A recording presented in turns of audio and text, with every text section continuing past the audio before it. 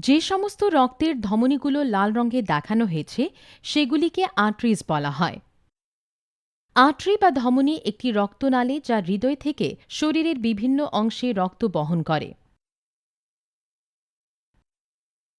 মস্তিষ্কের পিছনের অংশে এমন কিছু অঞ্চল রয়েছে যা জীবনের জন্য প্রয়োজনীয় সমস্ত কার্য নিয়ন্ত্রণ করে।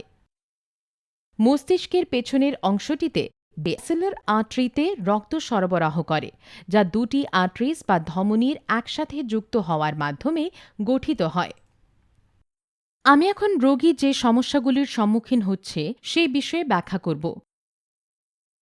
কিছু রোগীর মস্তিষ্কে সরবরাহকারী ধমনীতে বেশি চর্বি থাকে। চর্বিযুক্ত একটি ছোট অংশ তার অবস্থান থেকে সরে মস্তিষ্কের আর্টারিজ বা ধমনীতে চলে যেতে পারে। এই জমাট বাঁধা অংশ লাল ধমনী বা আর্টারিকে ব্লক করে দিতে পারে এবং মস্তিষ্কের ওই অংশের রক্তপ্রবাহ বন্ধ করে দিতে পারে। ডাক্তাররা এই সমস্যার নাম দিয়েছেন স্ট্রোক। কিছু রোগীর হৃদয়ে রক্ত জমাট বাঁধতে পারে, যা মস্তিষ্কের আর্টারিজ বা ধমনীতে রক্ত প্রবাহের সাথে চলে যেতে পারে। এই জমাটের কারণেও ধমনীতে বাধা সৃষ্টি হতে পারে এবং সে কারণে একটি স্ট্রোক হতে পারে। কোন ধমনী বাধাপ্রাপ্ত হয়েছে তার উপরে নির্ভর করে রোগীর বিভিন্ন সমস্যা হবে। সমস্যাটির ৩ ধরনের টেস্ট করে দেখা যেতে পারে। একটি সিটি স্ক্যান করা হয় রক্তের জমাট শনাক্ত করতে, যা আর্টারি বা ধমনীটির প্রতি বাধা সৃষ্টি করছে, এবং এই দেখার জন্য যে সেটি এই পর্যন্ত মস্তিষ্কের কী ক্ষতি করেছে। এটি অনুসরণ করে একটি সিটি এনজিওগ্রাম টেস্ট করা হয় জমাটের স্থানটি শনাক্ত করতে। একটি এমআরআই স্ক্যান করা যেতে পারে প্রভাবিত এলাকাটি ভালো করে শনাক্ত করতে এবং এই জানতে যে এখন পর্যন্ত মস্তিষ্কের কতটা ক্ষতি হয়েছে। একটি স্ট্রোকের ক্ষেত্রে মস্তিষ্কের প্রতি অতিরিক্ত ক্ষতি রোধ করার জন্য রোগীর জরুরি চিকিৎসা করা উচিত। এই মুহূর্তে আর্টারি খুলে রক্তের জমাট সরানো হলে রোগীর সাহায্য হতে পারে। যদি রক্ত জমাট না সরানো হয়, আর্টারি সম্পূর্ণরূপে বাধাগ্রস্ত হবে এবং মস্তিষ্কের যে অংশটি এই আর্টারির দ্বারা রক্তের সরবরাহ প্রাপ্ত করত তা কাজ করা বন্ধ করে দেবে। ফলস্বরূপ রোগীর মস্তিষ্কের গুরুত্বপূর্ণ অংশগুলিতে মারাত্মক ক্ষতি হতে পারে এবং তাদের জীবন ঝুঁকিতে পড়তে পারে। আমরা এখন যে ট্রিটমেন্ট অপশনগুলো পাওয়া যায় তা আলোচনা করব।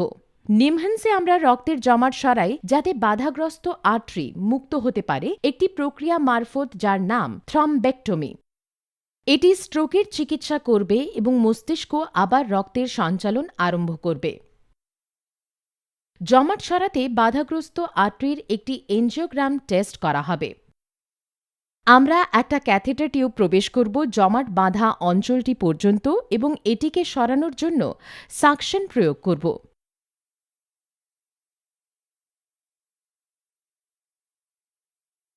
প্রক্রিয়া চলাকালীন আমরা একটি ওষুধ আর্টারিজের ভেতরে ইনজেক্ট করতে পারি যাতে জমাট দ্রাবীভূত হয় এবং আর্টারি বাধামুক্ত হয়। কিছু রোগীদের ক্ষেত্রে সাকশন প্রয়োগ করে জমাট অপসারণ করা যায় না।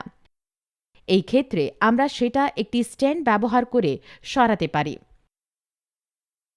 একটি স্টেন্ট এক ধরনের ফাঁকা টিউব যা একটি রক্তনালীতে প্রবেশ করানো হয় যাতে সেটি খোলা থাকে।